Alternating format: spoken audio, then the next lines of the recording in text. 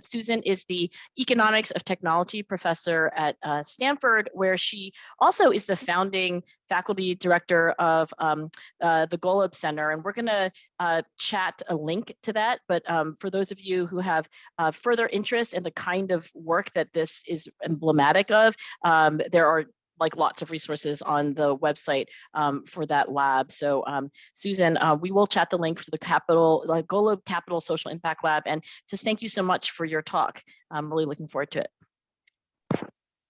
Great, thanks so much. Thanks for having me here. Thanks everyone for coming today. And let me share my screen. As was mentioned, many of you may not have heard of it yet. It's a little small and a little bit young, but I founded this lab at Stanford GSB a couple of years ago. Actually, it got started under a different name with a gift from Schmidt Futures, and then has expanded into the School of Capital Lab. And what we're doing in the lab is trying to partner with social impact organizations to use the tools of social science and what I call the tech toolkit to help make those organizations more productive in a way that's generalizable and can be shared across other social impact organizations. And so the idea from this came out of a lot of work that I had done with private sector firms, where I learned a lot about how firms were using A/B testing and econometrics. Machine learning is the kind of fancy name for a lot of what people do. And I wanted to help organizations use those kinds of tools for social good. And a lot of these tools really are what you call general purpose technology. But there are a lot of the applications have been, things like advertising, which, are important for the economy, but not as directly socially impactful in many cases. And so there is a lot of details that go in when you take this general purpose technology and apply it in settings with smaller data sets, or in settings where you're interested in behavioral science. So we hope that we'll be able to push forward the frontier in these partnerships. Today, I'm going to talk about, focus on one paper and maybe touch on a second one. These are joint work with a set of co-authors. The one I'll talk the most about, Matthias Cersimo, Dean Carlin, Leah Rosenzweig, and Henrique Steimer. Most of you know Dean. Matthias is a student at Stanford, and the other two have been postdocs in my lab. And then a second project with Jan Spies, who's a faculty member at Stanford, and Neil Kelleher, who was previously a postdoc in my lab. And we are going to talk about one partnership with a fintech company, which is going to remain anonymous. And that second partnership was run through Ideas 42, and that was a partnership with the City University of New York about FOSFA forms. And so the big picture here, I want to talk about some applications of machine learning to behavioral science experiments. The journey to get to this presentation has been longer than I expected. I kind of had these applications in mind when I started developing methods for analyzing heterogeneous treatment effects in experiments and observational studies. And I really got started doing that research pretty seriously eight or 9 years ago. One of the first things I did is I went out on the web and I looked at a lot of publicly available data sets where, especially the places where they're public, are often when people have conducted their own experiments. I looked for large experiments, which were often like mail experiments or other kinds of field experiments that had thousands and thousands of subjects, because lab experiments are often going to be too small for these kinds of techniques. And one of the things that kind of disappointed me, and it turned into a message that I would like other people to understand, is that actually out there in the world, if somebody designed an experiment, it is relatively unlikely that you'll come later with machine learning tools and discover lots of things that you didn't plan for, especially in terms of looking for heterogeneity. And one of the reasons for that is that when you plan an experiment, you plan it to find treatments that work well for lots of people. Otherwise, your experiment may not work. If you have limited dollars and limited budget for an experiment, you're not going to be really looking for treatments that work really well on some people and really badly on other people. And also experiments are often just barely powered to get an average treatment effect for something that works like pretty well for everybody. So as a result of that, there's not a great research agenda going out and sort of reanalyzing a lot of old experiments in the most case. We've found a lot of interesting stuff when we've gone to observational studies, which with administrative data sets, large data sets, but previously designed experiments has been a little bit tougher. But nonetheless, here I'm going to talk about 2 experiments today, which I would say are not perfectly designed for heterogeneity, but where we still found some. And then I'll talk a little bit at the end about where you might go in terms of designing new experiments. So in terms of heterogeneous treatment effects, just to put all the machine learning in context, there's 2 kind of basic approaches to heterogeneity. One is intuition or theory-driven hypotheses, where you test this particular subgroups of interest for practical or policy reasons. So it might be that you're going to treat young people differently than older people, and you think that probably the mechanisms of a treatment are different for those different groups. And we're running some experiments now around misinformation, and we think that digital literacy is an important subgroup. But then there can be a second type of work, and that's where my methodology work has been focused, which is to take data-driven approaches. And we want to there explore the data to discover complex interactions between characteristics that explain heterogeneity and treatment effects. And within that, and if I had more time, I have a longer, I'll spend like half an hour in my class just going through all the different types of ways you would use this and why. Just super high level. There's, first of all, you might want to just discover, if I use all of the data and all the richness in the data, what's the maximum separation I can get between high treatment effect people and low treatment effect people? Like, what's the kind of boundary of identifiable heterogeneity that I could find in my data if I used all of the power and information in the data? You can also be interested in partial effects, where you say, I want to hold some covariates fixed and think about what happens if I just, if I took 2 identical people, but one of them had higher income than the other, what's the difference in their treatment effects? That's the standard reason we use regression analysis, similar intuition for heterogeneous treatment effects. But a final thing you might want to do is actually target people based on their treatment effect heterogeneity. And I want to emphasize that treatment effect targeting, you can have a treatment effect, like you can have a drug that works better than the control. It works a lot better, for old people and a little bit better for young people, but you still want to give everybody the drug. A targeted treatment assignment policy would be like, no, we think this drug works better for, old people, and a different drug works better for young people. And if you just think about it intuitively, to find that in a experiment, that's a pretty strong thing to find, because you might have 2 good treatments, and you have to be able to distinguish the quality of 2 good treatments to give them two different alternatives.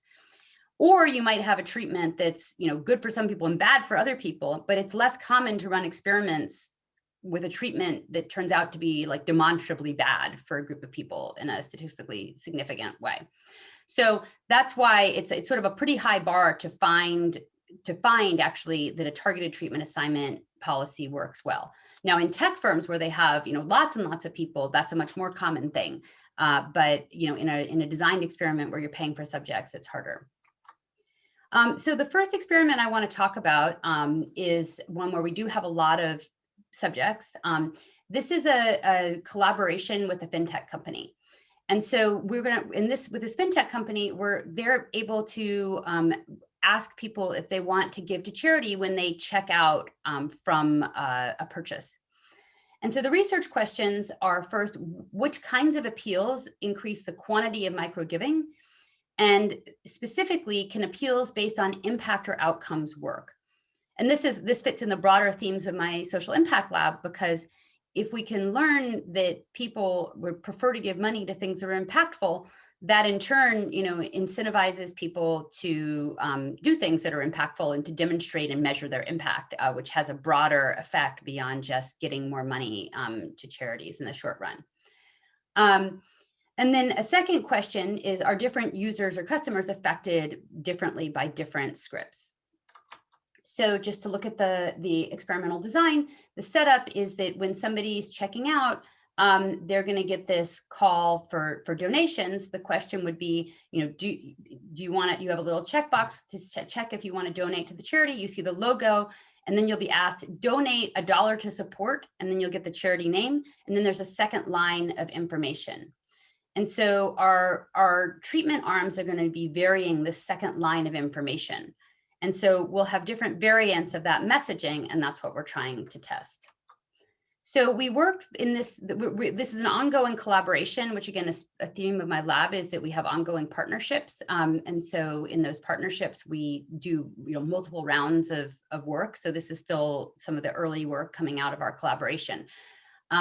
We have two charities we're experimenting on today, Evidence Action and TechnoServe. And it's going to turn out that most of our results are common across those two. Now, ideally, I'd like to do more, but we've got these two. And so here are all the different treatment scripts. So the control is there's no information line. I should mention that having no information line also changes the prominence of the whole thing. So one way you can think about all the treatments is that they increase the prominence because they're sort of taking up, there's just more stuff on the page. And from my work on the search engine, when I used to work for Microsoft search engine, anything you do like that can affect user behavior. The color, anything that makes something slightly more prominent can change user behavior. Then we go through and we have an activity treatment. So for example, Evidence Action provides free and reliable access to safe water, because otherwise, how would you know what Evidence Action does? Then we do validation with stars. And this is one of the things we were interested in. If a charity group ranks things and gives them stars, would that help people feel more confident donating? We have a cost per outcome script. $1 provides 2 people with free and reliable access to safe water for a year. And then we combine some of these things. So we combine activity with the star ratings, cost per outcome with the star ratings, and then cost per outcome with the validation without the stars. So those are our treatment arms. So this is what it looks like in terms of the results. And so you'll see, I'm sorry, the fonts are not so great, and I need to fix these for the next version of the talk. I should say this stuff is still very much work in progress. We don't have a paper posted yet. And so these things, we're still sort of cleaning up data and rerunning scripts. So these are all preliminary results subject to change. And that's partly I have to apologize for the charts not looking slightly nicer. We have in each of them about 83,000 people in the control group. And then our treatment arms range from 176,000 for the pure activity and cost per outcome arms to and the CPO validation with stars arms. And then we have some smaller ones that are about 82,000. So this is a nice large experiment. I don't want you to think that you have to have this many observations to run a machine learning based experiment, but it does certainly help to have thousands. And we did need a fair bit of power, as you'll see, to distinguish between treatment arms in an environment where the donation rates are low and the treatment effect sizes are kind of small in absolute terms. So just to get a sense of the magnitude of the outcomes and why you need a reasonably large experiment, the donation rates in this thing are all less than 1%. And so, these numbers these are the mean donation rates for the arms. You can see all these numbers are, less than 1% across the board. And so we're looking at pretty tiny differences in an absolute sense, things you wouldn't normally think you could look at in an experiment. Now, from a tech firm perspective, these numbers are, big, and they're that, you like a search engine would do experiments on treatment effects of this size all the time, or Amazon or someone. This is normal because most people don't click on most things, but just kind of putting that into perspective. One thing that happens that you can see here is that the patterns are very similar across the two charities. And so for a lot of this, we're going to just pool the two charities. But we wanted to break it out first just to make sure that there wasn't something weird about one of these charities. So when we now in this pooled results, we see overall the cost per outcomes treatment works the best overall. And the cost per outcome plus validation with stars is close behind. but then there's a little more separation with the other treatment arms. Another finding, though, that suggests is that actually more information is not necessarily better. Like if you compare activity to activity plus validation with stars, just plain activity actually works better. And then again, with cost per outcome versus cost per outcome with validation stars, again, cost per outcome works better. With either of the additional validations. So we need to do more experiments to really get at the bottom of why that is. And it's great that we will be able to do more experiments, more different charities and more different variations.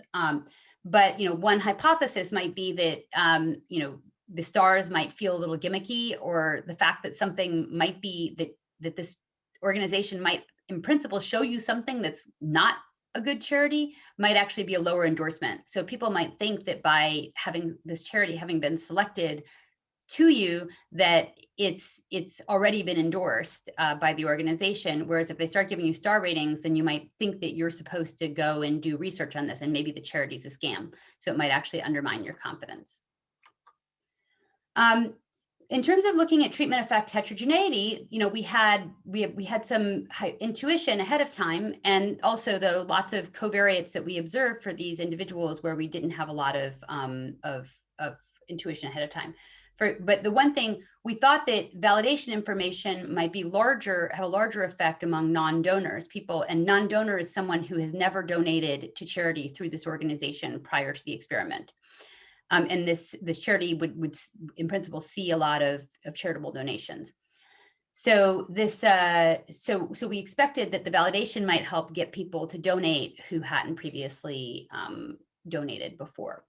But other stuff we didn't really have a lot of hypotheses about. So one of the things that comes out is that, and this is actually, again, a trend that you see a lot across a lot of internet services, so it wasn't super surprising to me, but so the magnitudes maybe were a bit surprising. We break things out into people who had donated prior to the experiment and not. And the right axis here, and again, I apologize for that being small, we have made the y-axis for the non-donors 1/10 of the y-axis for the donors. So, this bar here is, here on the left, the bar is a 1% donation rate, and over on the right, it's 0.1% of a donation rate. And you can see even there, we've still got the donation rates are low on the right side. And so that actually creates actually a lot of issues for interpretation, because whenever, and this comes up whenever you try to start looking at subgroup analysis, whenever you have a subgroup that's predicted to have very different baseline rates, if you think about the control group outcomes are very different for one subgroup than another, then you can get different results if you present things in terms of percentages versus presenting them in terms of levels. Because if you have if they have the same percentage effect in both groups, then the absolute magnitude of the effect will, of course, be much larger for the group with large baselines. So you end up, when you're looking for heterogeneity, a lot of times just rediscovering the baseline, which is true treatment effect heterogeneity, but it's a different interpretation than if the control group all had the same baseline and the different treatments work differently for different people. So it's a big warning. You have to be very careful if you have this kind of situation like we have now in terms of interpretations. Now, another takeaway from this picture, we see that actually the best treatment arm is different for the different groups, although it's a bit noisy to tell that. So for the donors, actually cost per outcome without validation stars has the highest donation rates, while for the non-donors, the validation stars actually increase their donation rates. So this is the hint that targeted treatment assignment policies might be beneficial. But as you can see, the effects are not going to be huge, because the same arm, is generally pretty good for both groups. And I'm sorry, here I've got it in a nicer color so that you can see. These are the top two arms in each group, and the winning arm is different in the different groups. Now we go to use the machine learning. And so we're going to have this multiple step approach. The first is that we're going to use the causal forest package to estimate the conditional average treatment effect. And actually a relatively recent release in my causal forest package is that we now have multi-arm and multi-outcome causal forest, which makes it nice for this kind of multi-armed experiment. And so what the causal forest does, you think of regular machine learning tries to use lots of covariates to predict outcomes. A causal forest is based on random forest. It's an improved and modified version of random forest that has better performance. But what we do, instead of trying to just predict the level of outcomes, we're trying to optimize for treatment effect heterogeneity. So just going back here, if we were just looking at the levels of outcomes within the control group, a predictive algorithm would try to see, if we look on what makes the control group have different levels of outcomes, while the causal forest is going to try to find characteristics such that the difference between these different arms is different in different subgroups. So it's optimizing for the objective of the researcher. And one of the big themes of my machine learning work is to optimize for the researcher's objectives. We're then going to create subgroups based on the predicted treatment effect strength. And today I'll just show you, we break them into quartiles. We compare the group characteristics and we see how subgroups vary across a range of characteristics. And finally, we try to estimate an optimal policy. So here's what these results look like. And I should say that some of the innovations and the key to a lot of the theory work that I've done in this area is that we do various things to protect the researcher from spurious results, and to also ensure that you can still do hypothesis testing after running these machine learning algorithms. So we do things like sample splitting, or in the case of random forest, like repeated sample splitting. So here in this picture, what this left side shows is that we've used the machine learning algorithm. And right here, we're going to focus in on just a binary comparison, which is a little bit easier to display and interpret, where we're looking at the cost per outcome plus validation versus cost per outcome. So we're just comparing those two treatment arms, the cost per outcome with validation and without validation, and the red is with the validation. And we've grouped people into 4 quartiles based on the absolute difference between those two. So you see for the lowest quartile, the cost per outcome plus validation actually has better donation rates, while for the highest quartile, the cost per outcome has higher validation rates. And these are ranked in terms of the absolute difference between the 2 bars. But as you can see, what's happening in the background is that this second group here also happens to just have low baseline levels.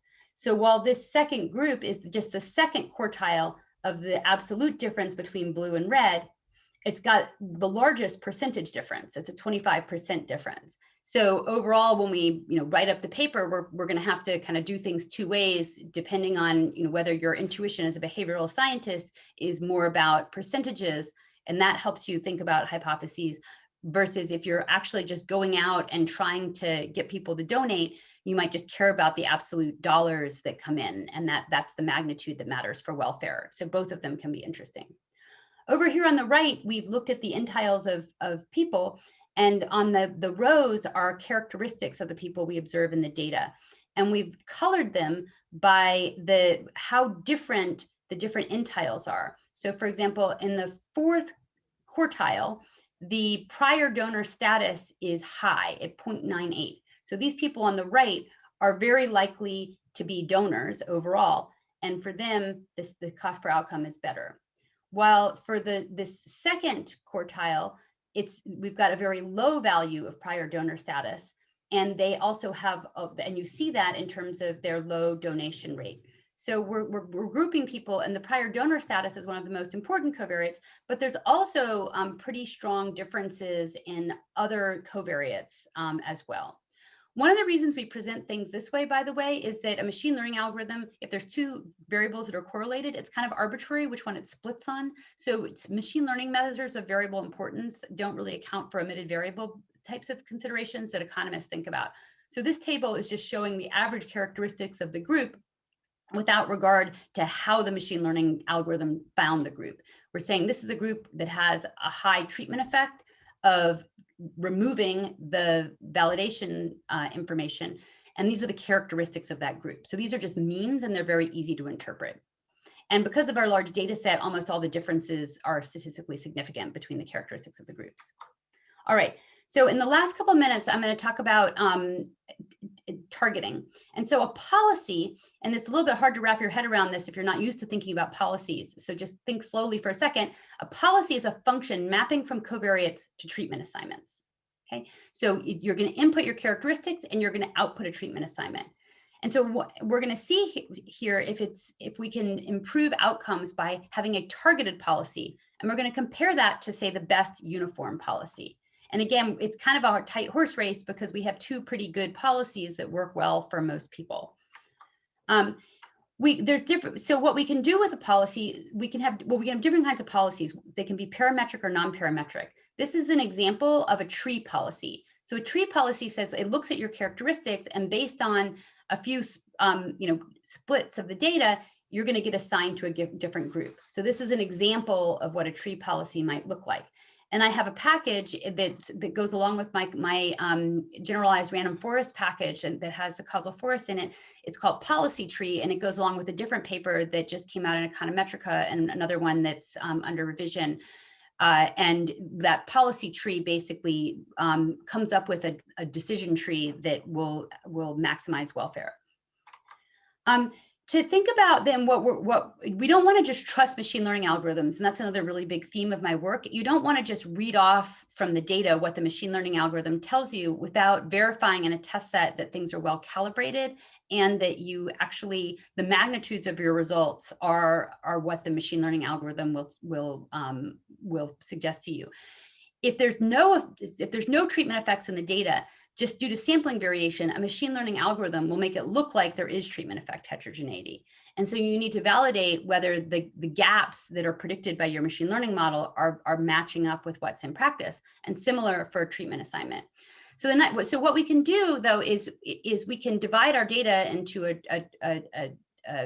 training sample and a test sample, and then we can estimate in the test sample what was the value of the machine learning treatment assignment policy. And this is actually easier than it looks, and it requires almost no assumptions in a randomized experiment. To see why, we can start with our original treatment assignment in the test set that's over on the left. Those circles were assigned to control, the squares assigned to treatment in the randomized experiment. If we do a non-parametric policy, what that's going to do is it's going to say, we're generally going to assign some people, say, that have higher X1 and X2 to the treatment counterfactually. We say, if we use the policy suggested by machine learning, counterfactually, the reds would be treatment and the greens would be control. If I use a simple tree policy, it's going to have a nice smooth partition. Well, not smooth in that the shapes are square, but nearby things will, except for on the boundaries, will be assigned to the same policy. And counterfactually, we might like to assign the reds to treatment and counterfactually the greens to control. But as you can see, within the red group, we have circles and squares. That means in the test set, we have a mix of treated and control in the groups we want to assign to be red, to be treated. And likewise, for the groups that we would like to assign to be controlled in the counterfactual policy, we have a mix of the two. So we can just read out of the data, taking simple averages, no fancy statistics, to see what's the treatment effect in the group that we've assigned to red. And remember, when we go to the test set, we will have estimated a function. We'll be staring at a tree like this, but we will assign people to red or green based on their characteristics, but not based on their outcomes. Since we assign them based on their characteristics, we can just take a simple average with no fancy statistics to see what is the treatment effect in the test set for the red and the treatment effect in the test set for the green. And from there, we can assess whether there was actually a value to targeting. So the policy we estimate here actually has 3 treatment arms. One is assigned to cost per outcome per validation. One is assigned to cost per outcome plus validation with stars, and one is assigned to cost per outcome. And that's what our model tells us we should do as a function of X's.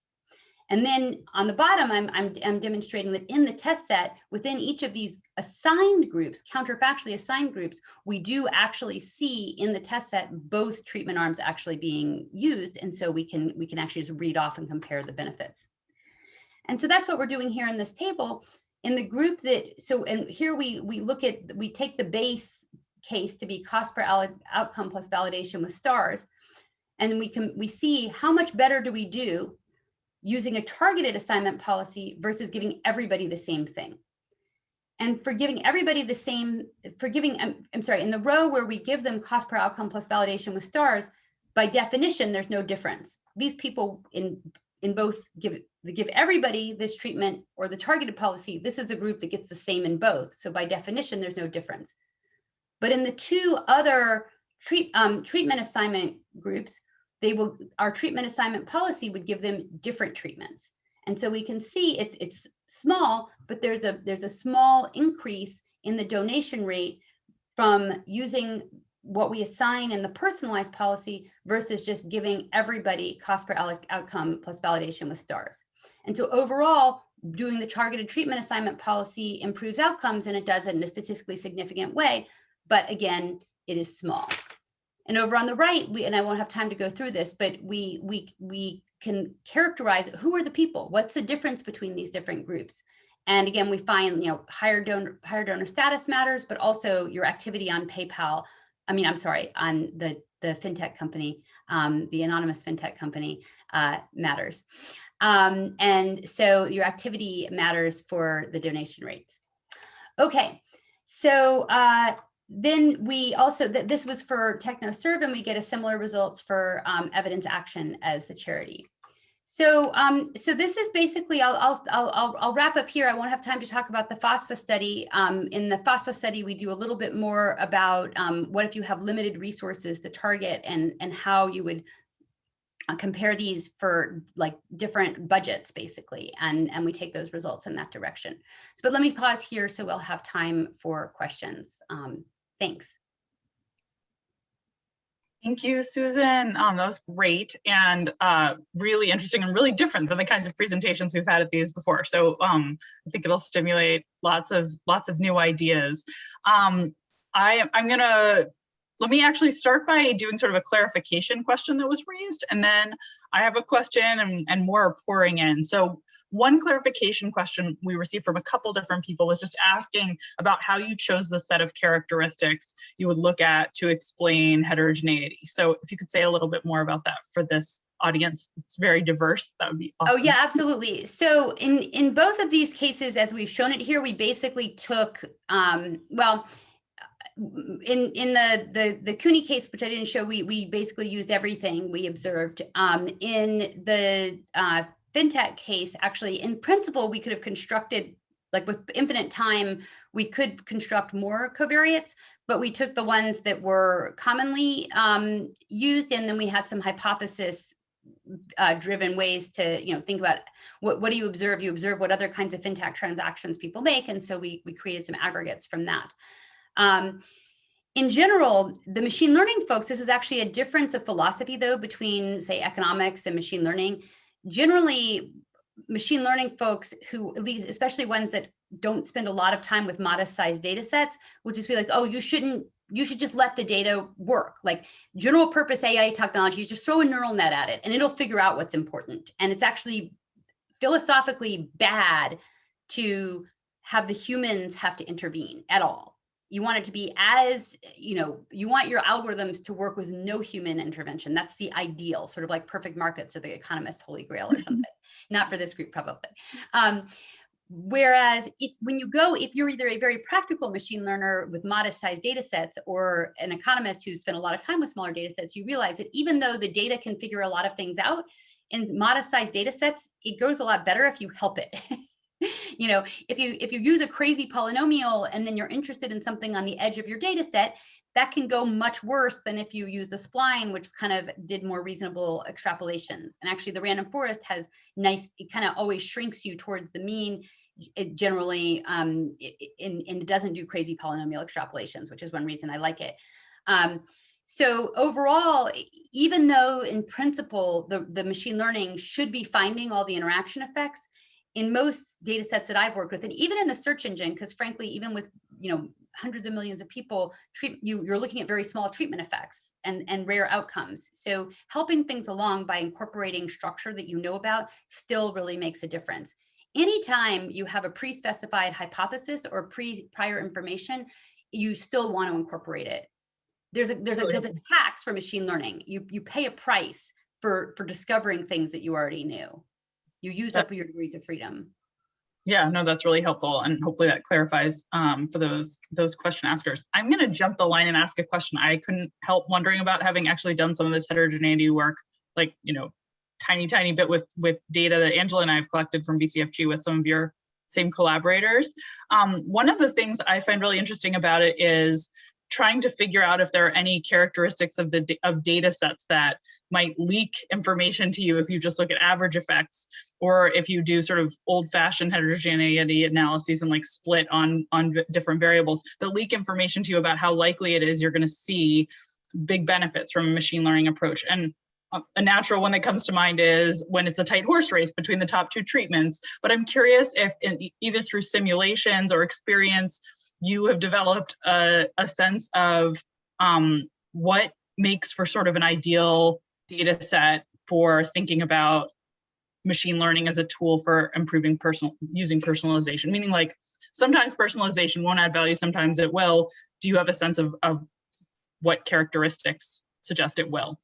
Yeah, and that's something that I feel like is still a work in progress. I like to use an analogy. Like when I wrote my first like serious empirical paper I started working on was a difference in difference paper in the 90s, and I went around and sort of asked all my colleagues at MIT, well, what charts do you use? What's the best way to present the results? What are your robustness checks?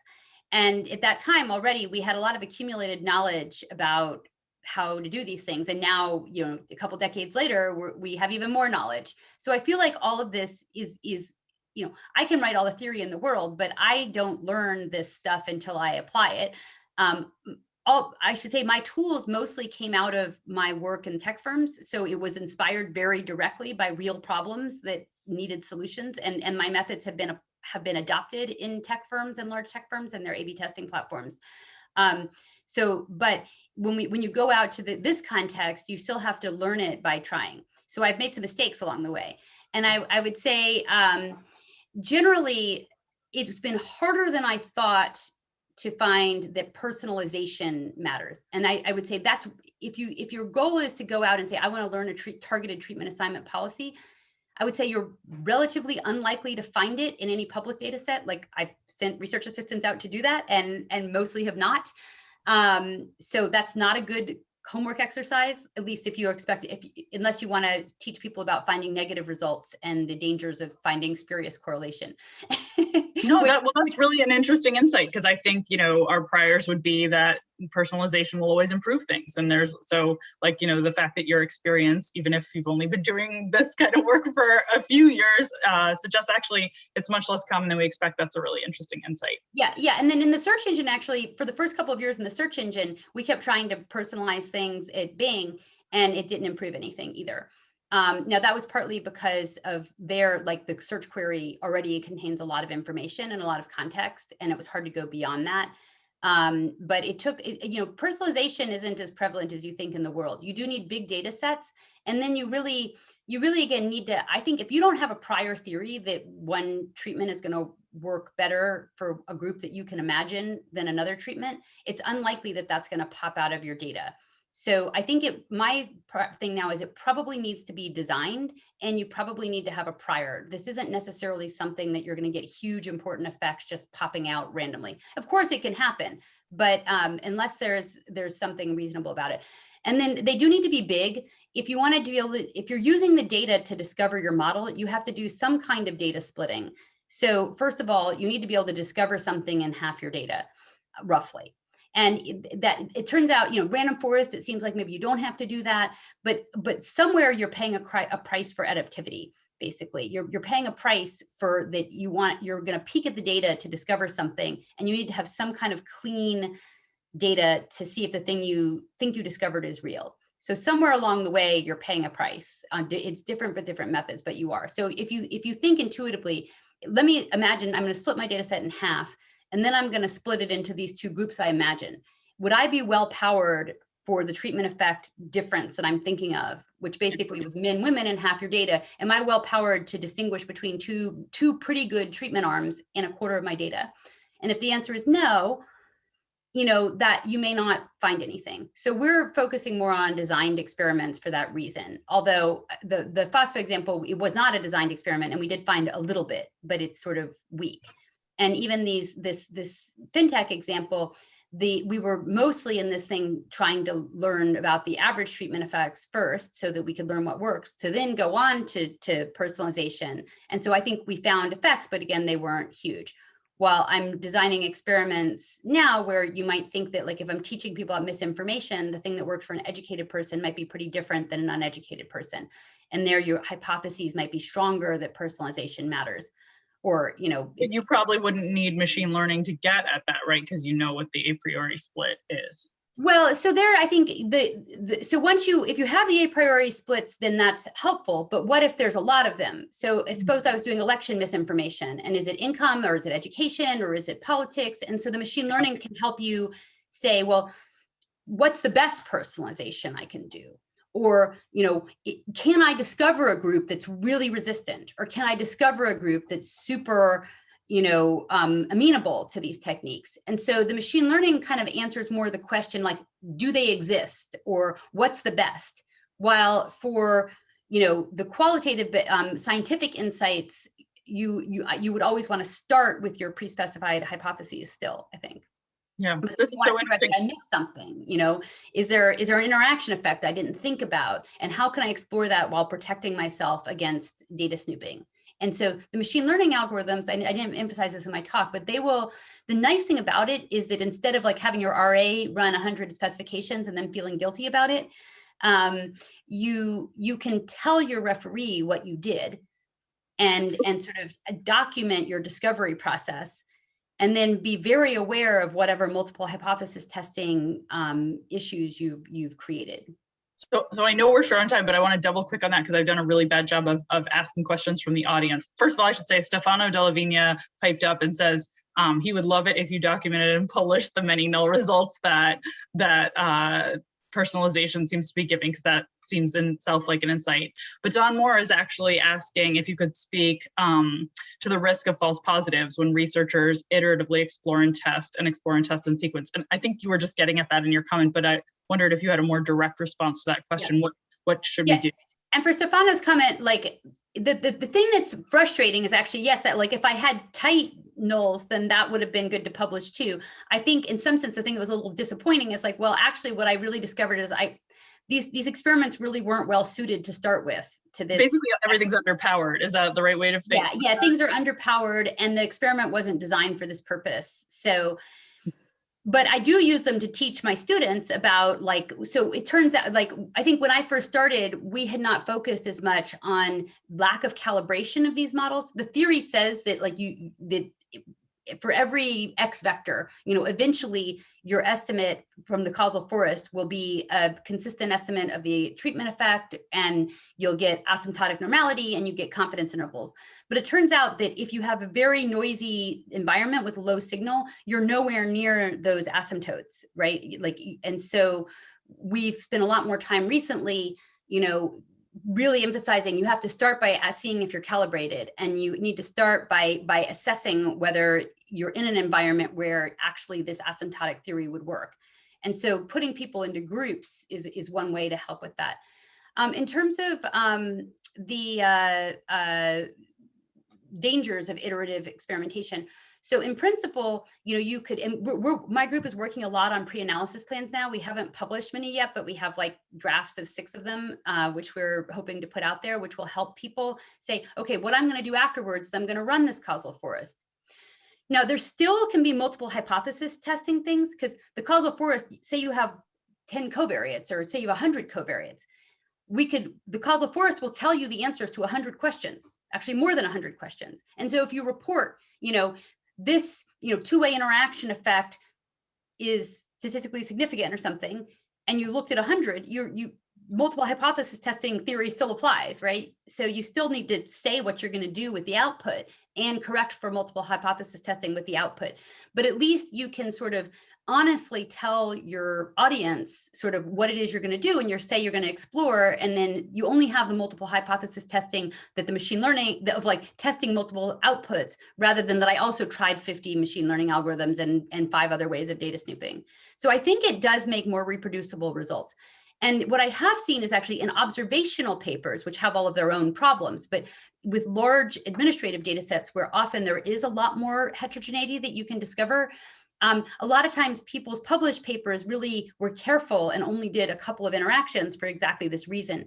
So going back to reanalyze observational data papers in large administrative data sets, you can actually discover things that people didn't discover before. And I'm working in Denmark, and I've been working in some other, large data sets, and we found, lots of interesting stuff. That's really fascinating. Thank you for explaining all of that. And I'm sorry we kept you a minute over time already, so I'll let Angela do our wrap. But this was a wonderful way to spend International Women's Day lunch break. Really fascinating. Thanks. And Susan. I see 3 women across the top of my Zoom. As well, so I was going to say, how appropriate. I'm not sure we planned that in advance, Susan, but it was perfect. And I hope you'll join us next week for another machine learning, but also neuroscience talk by Colin Kammerer from Caltech. And his substantive topic will be habit. So hope to see everyone, hope to see Susan as well there. Thank you again, Susan. Thanks. Bye, everyone. Bye-bye.